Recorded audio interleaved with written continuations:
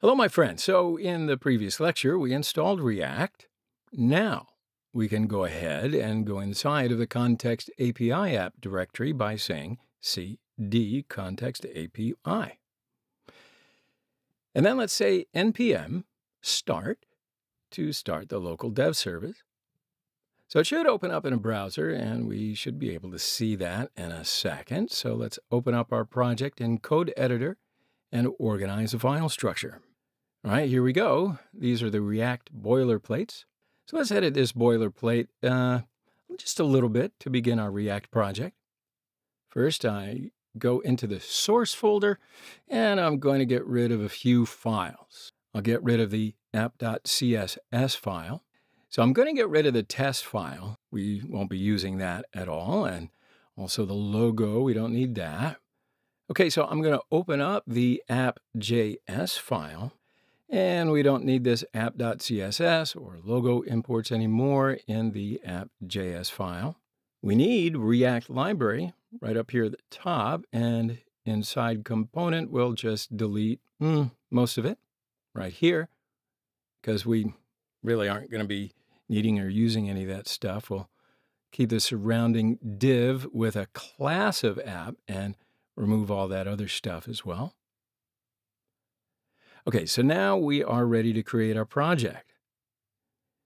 When creating our project, I don't want to waste too much time on the CSS side. So we're going to use Semantic UI CSS classes to create our project. To include Semantic UI to our project, let's just go to the browser and search for Semantic UI CDN.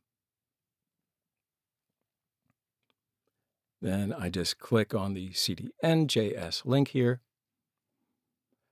Okay, so inside the CDN.js page, I just hit Command F, Control F for Windows, and I am just going to search for semantic.min.css, like so. All right, so let's copy this semantic min CSS link and go back to the code editor. And I'll open up the index.html file under the public directory. Inside this file, I'm going to create a link tag here and paste the link that we copied inside href attribute. And here, don't forget to close link tag. Okay, so now we can use Semantic UI inside our project. So let's save all this and close it. All right, so now under the src directory, I'm going to create a new folder. I will create a components folder under the source folder, and I will put all of my components in here. Right after that, I will create two components. I'll create one for navbar and one for to-do list. All right, so let's create the navbar first. I'm going to say new file and call this navbar like so. All right, so first of all, let's import the React library. And to do that, I'm going to say import React from React. Then I'm going to create class component. To create a class component, I will say class navbar extends React dot component. Inside the component, I will say render, and inside the render method, our component will return some JSX. Still with me? So inside the return statement, I will say nav, and this nav will be navbar. Cool. So now inside the navbar, I will create h2 tag, and inside it, I will say Oak Academy. Now this is going to be the header, and I'll just give it Semantic UI class. I will say class name, and classes will be the UI-centered header. This classes are Semantic UI classes. We've already uploaded it into our project. Okay, so now we're going to have, 3 buttons inside the navigation bar. So to do that, I just open up a div under the H2 tag and give it a class name of UI3buttons.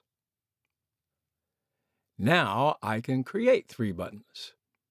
So I'm going to create a button tag and give it a class name of UIButton. Okay, so this is our first button. And I'm going to copy it and then just paste it twice to create the other buttons, just like so. And I will say Overview for the first button. And for the second one, I'll name it Contact. And for the last one, let's say Support. So, of course, I'm just putting these buttons here for visual effect, just so that we've got something to work with here. We've got some kind of working template or application to work with when we start to learn about the Context API. So let's export our component to use inside the other files. So I'm going to say export default navbar to export navbar component, like so.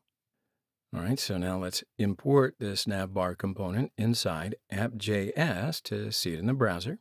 I'm going to open up the app.js file and import navbar at the top.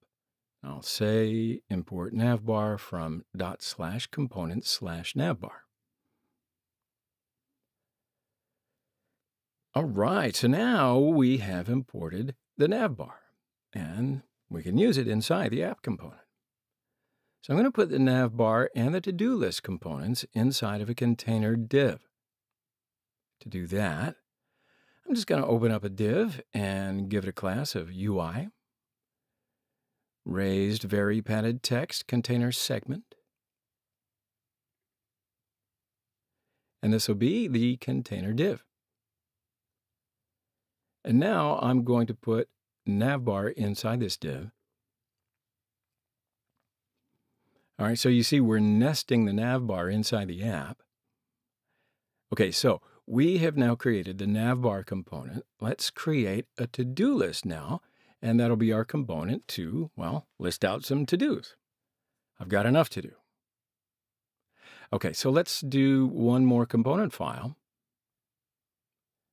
We'll call this to-do list.js. And again, this is going to be a class component. So let's import React first. And I'll just say import React from React. So now let's create another class component, and this one is going to be called to-do list. And I'm going to say class to-do list extends React.component. Then open up a set of curly braces inside this class, and I will call the render method like so. And then this is going to return some JSX. And inside the return statement, I am going to open up a div with a class name of UI list like so. Cool. Then inside this div, I'll create the p tag and give it a class of item. And I'm going to copy and paste it 2 times. And then these are just going to be different to-dos. Told you I didn't want a lot to do. Now, for the first one, I will say plan the family trip. For the second one, let's go shopping for dinner. And all right, let's throw in another one, go for a walk. Okay, so we've got 3 to-dos. And for the last thing, let's export this component, export default to-do list. Okay, so now we've done this component as well. Well, let me save that and import it into the app.js. Import to-do list from ./components. And under the components, I'm going to import the to-do list component like so. All right, so let's nest this component inside the container. I will put the to-do list component under the navbar. So let's save all this and view it in a browser. So both of these components are now showing up on the page. But there is one more thing I'd like to do, and that is to just add in a little CSS. So I want to just move it a little down. And yeah, so let's flip back to the code editor. And I'm going to add some CSS properties to this app class to just bring it down a little bit.